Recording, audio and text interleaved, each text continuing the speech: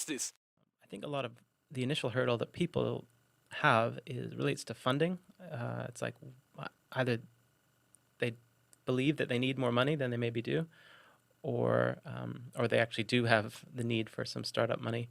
It, did that play a part in your company that you started in terms of did there need to be some savings, Yeah. minimum level, just so you could get the essentials happening? Yeah. So obviously you need save up. Really, do whatever it takes and save up and get your little nest egg.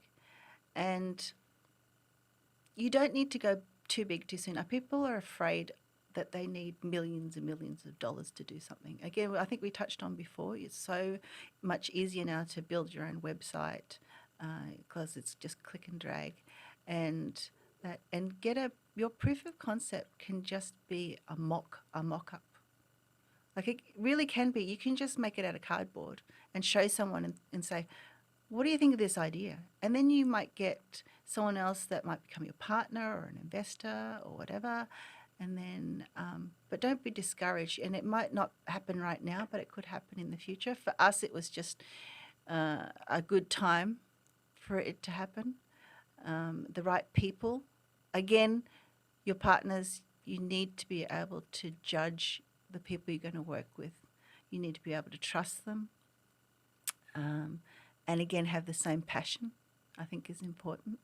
And we met basically master distillers that had this passion. And they're actually very happy for us to do really well. It helps them, it helps us. We don't want to compete with them, but we're going to help each other grow. But yeah, save up. I mean, that's not a new thing, right? It's people put so much money on credit cards these days.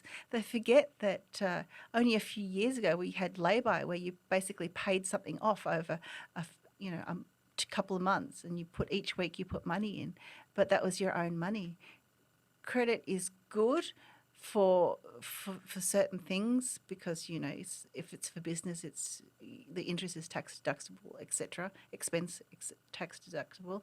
But don't forget that you can just save up a little bit each week and get your goals.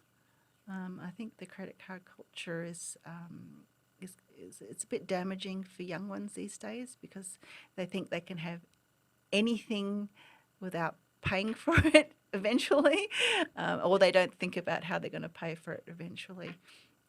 But go old school, save up, put $100 away each week for something, and build it up and start with those things like building a website that's not that hard, or start by getting your networks in place before you actually build whatever it is you're going to build, or start playing with concepts and ideas of what it's going to look like. It doesn't cost anything to have a piece of paper and a pen. You know what I mean? Make it out of Lego. You've got all these tools now. You can go, well, it might look like this, and play with it until you get to a point where you can do something. But don't just forget about it and say it's too hard. That's good. That's good. Yeah, and I think that for people wondering specific amounts, I mean, we started our company with $10,000 was an amount that the reason it was 10,000, so we think how long can we go without any customers or money to support whatever you need to pay for in life. So it'll be different for everyone. But if you can keep your costs low, then you might need less, or if there's some investment, just know what that is, and like you were saying, Debbie, just maybe don't do overkill. Just don't overextend. Get that minimum viable product, whatever it is, to do the demonstration, and then worry about the next step about making it perfect and making it final. But also, you can get your minimum viable MVP, but be excited about it. When you present that, when you pitch that idea, be excited about it. A lot of people are scared of speaking in front of people, and that's, fair enough. But go practice, join Toastmasters or practice on other people. And when you speak, don't be afraid to say the wrong thing. I say the wrong thing all the time, but be excited about what you're talking about.